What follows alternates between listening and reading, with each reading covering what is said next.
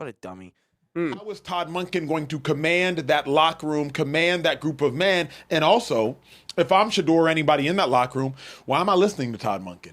What have you won on an NFL level as a head coach? You're not even a head coach on an NFL level. So I don't even have expectations for Shador under Todd Monken because I believe any expectations I would have, he would not meet. Because why am I excited about it, T?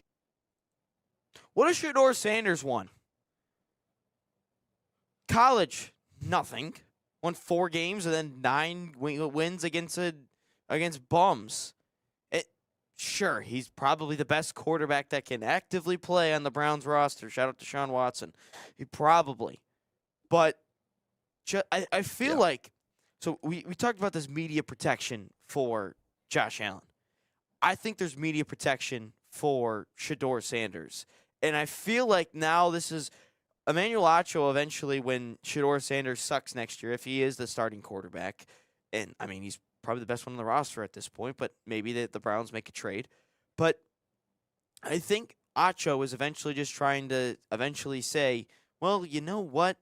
He just didn't have a good Shador, even though if he sucks, Todd Monken didn't do anything. He wasn't. He hasn't been an NFL coach in the NFL.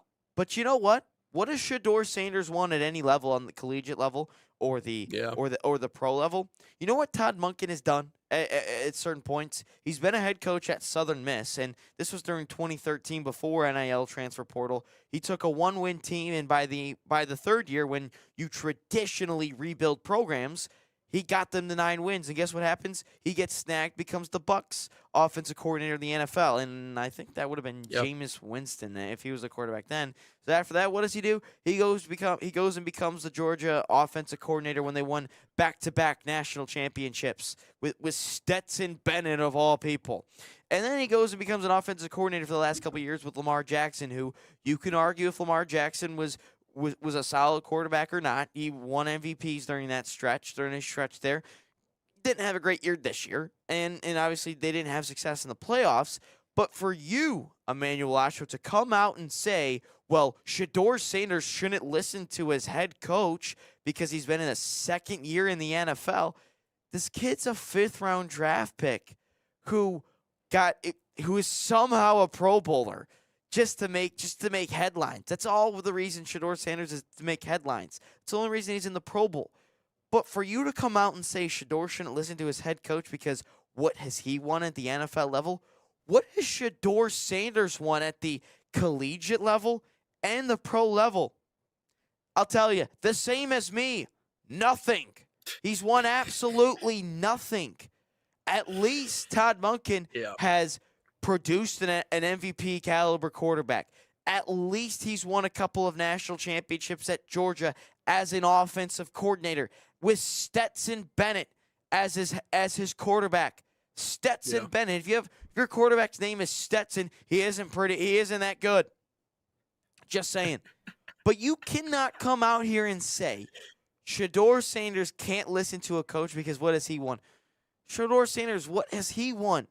And again, there's this media protection that will set up Shador Sanders because, well, Todd Monken's a first-year NFL head coach. That's all this is. Well, I'll let you know something. The Browns are idiots as an organization and as a franchise. So it's gonna be a mess the whole year. But you can't come out and say he shouldn't listen to a head coach. What NFL quarterback actually can come out and tell a head coach, yeah, I'm not listening to you because you're an idiot? Patrick Mahomes, maybe. Like, that's it. Tom Brady in his prime, sure. But Aaron Rodgers in his prime with the Packers, sure. But Shador Sanders? He hasn't done a damn thing. Yeah. I think we know how this plays out, right? Because we already saw it at Colorado. Like, this is no different than what we saw during his college days. Skipping out on certain sessions with his music and performing and all the other distractions and the media and the Hollywood component to that team in Colorado, who we were told was going to go win a national championship. Colorado's on the rise, man. Colorado, as they're here to play, and they're going to go win a national championship. You didn't do squat. And the arrogance of someone like Shedeur Sanders is I would argue one of the biggest reasons why that team never did anything. Because it didn't seem like he was married to the process in college. Very talented, extremely talented. And so there's a reason why he's in the National Football League. But we've already seen this circus play out. I don't expect anything different. This just seems par for the course when it comes to Shedeur Sanders. I mean, Deion, say what you want to say. I still think he's a good guy, but I think they invited Hollywood onto the campus at Colorado, and that didn't win them anything. And now he's in the NFL, and he's continuing to carry himself the same exact way, and it's going to result in the same exact thing. Man. He's not going to win anything. And Todd Monken is a proven winner. And so for him to be in this position, to tell your quarterback to actively not listen to their head coach, listen, if you're Aaron Rodgers, I'll give you a pass on that. Okay, if you're Aaron Rodgers and you want to go disappear into the mountains of Tibet or do whatever and, do your holistic healing and show up on the final day, before the exam and go out and win a football game, well, that's fine. Aaron Rodgers has earned that right. Aaron Rodgers has earned the right. And again, he's kind of a you-know-what. And, it's a tough personality to deal with, and we've seen that before. But I'm still okay with that if I'm running the organization. I'm like, as long as Aaron Rodgers is out there, we have a chance to win because Aaron Rodgers creates, and Aaron Rodgers is a Hall of Famer when all is said and done. Yeah. But Shedeur Sanders acting like he's won something before or he's earned something, whether it be in his college career, as you talked about, they didn't win anything of importance. To act like he's somehow earned the ability to carry himself that way and not listen to a head coach. Ryan, we talked about the media protecting Josh Allen. I haven't seen the media protect a single individual football player more in the last 5 years than Shedeur Sanders and the Sanders family, for that matter. Yeah. Just the sunshine blowing up the you-know-what of Colorado's football program and then following Shedeur into the NFL. There is no family more protected by the media outside of the James family, right? LeBron James obviously is Yeah, you true. talk about it like he's the number one thing in the media because ESPN understands what the ratings look like. Like LeBron is going to take up half of our conversation every day because LeBron gets clicks. Like people are just that enamored with LeBron James. But the other part of it, the Sanders family. If he didn't have the last name Sanders, no one would even know the kid's name. No one would even care. You like take the same qualifications, take the same what he did at Colorado and everything leading up to it, and give him the name Caleb Smith. No one is even talking about the kid. No one even cares because he's so irrelevant in the grand scheme of things. But the NFL, like I said, by hook or by crook, they're going to do everything they can to just make it all about the superstars. It's turning into Hollywood. And Shedeur Sanders, maybe to his credit, is a part of that Hollywood.